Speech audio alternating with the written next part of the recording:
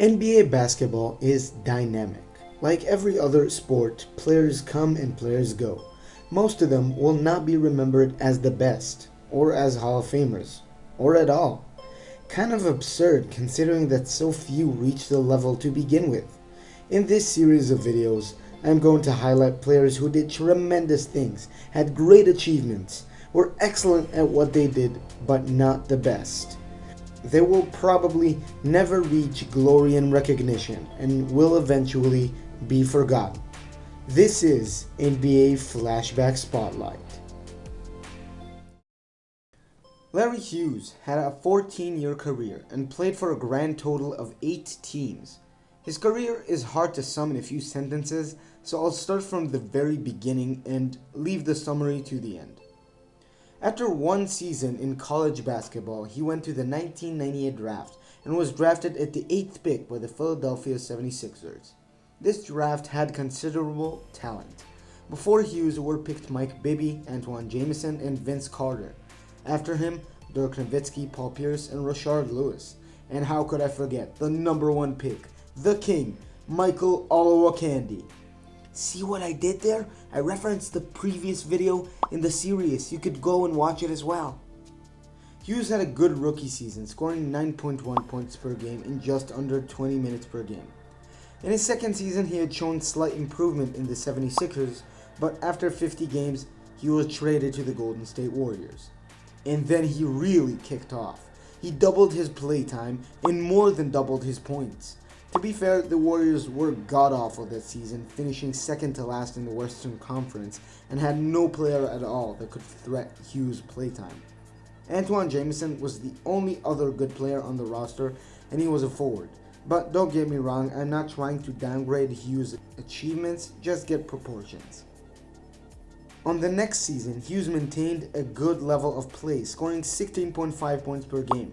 But the season after that, he suffered a decline thanks to the new Warrior rookies, Jason Richardson and Gilbert Arenas. By the way, I made a video about him. Go watch it after this one.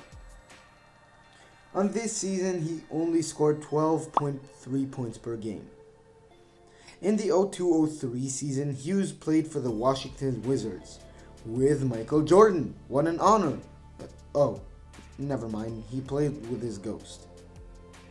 In this season, he had very similar stats to the last one, but on the 03-04 season, after Jordan's retirement and being rejoined with Gilbert Arenas, he again raised his ability and scored 18.8 points per game.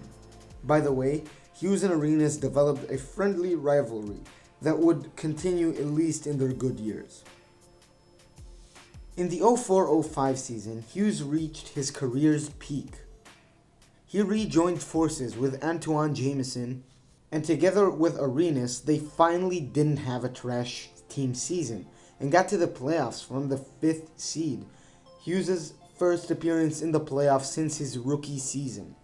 And individually, of course, not only he scored 22 points per game, he also led the league in steals per game, averaging 2.9. At the end of the season, he was chosen to the NBA All-Defensive First Team, his greatest individual feat.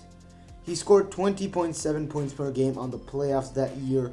The Wizards lost in the second round. On the 05-06 season, Hughes again switched teams when he signed at the Cleveland Cavaliers. Hughes himself pointed out in retrospect that during this time, his career started taking the wrong turn. The Cavs had a good season, making the playoffs from the 4th seed, and Hughes also had a decent individual effort, scoring 15.5 points per game as a help to LeBron James, but he only played 36 games that season. The reason? He broke a finger on the preseason, and because he was labeled as injury prone, he simply didn't tell anyone about it. He played close to half a year with a broken finger on his shooting hand. He ended up having a surgery, and to quote Hughes himself, "You are never the same after surgery." In his second season in the Cavs, he still kept a high level though, scoring around 15 points per game as a second fiddle to LeBron. This season, the Cavs went all the way to the NBA Finals, where they were swept by the Spurs. This is as close as Hughes got to the championship. In the next 3 seasons, Hughes went to 3 more teams. Traded to the Chicago Bulls in 2008, traded again to the New York Knicks in 2009, and traded once more in 2010 to the Sacramento Kings. But he was waived by them and signed with the Charlotte Bobcats instead. During these 3 seasons, he maintained the same level of ability, although slightly decreasing stat-wise. He began contemplating retirement at this stage, almost signed with the Bobcats again, but eventually sat out the entire 2010-2011 season.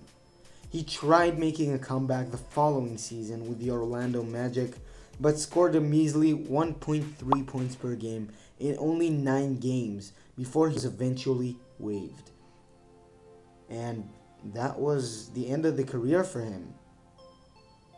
Larry Hughes had a career average of 14 points per game, 1-time steals leader of the NBA, 1-time all-defensive first team, was also known to be a really nice guy.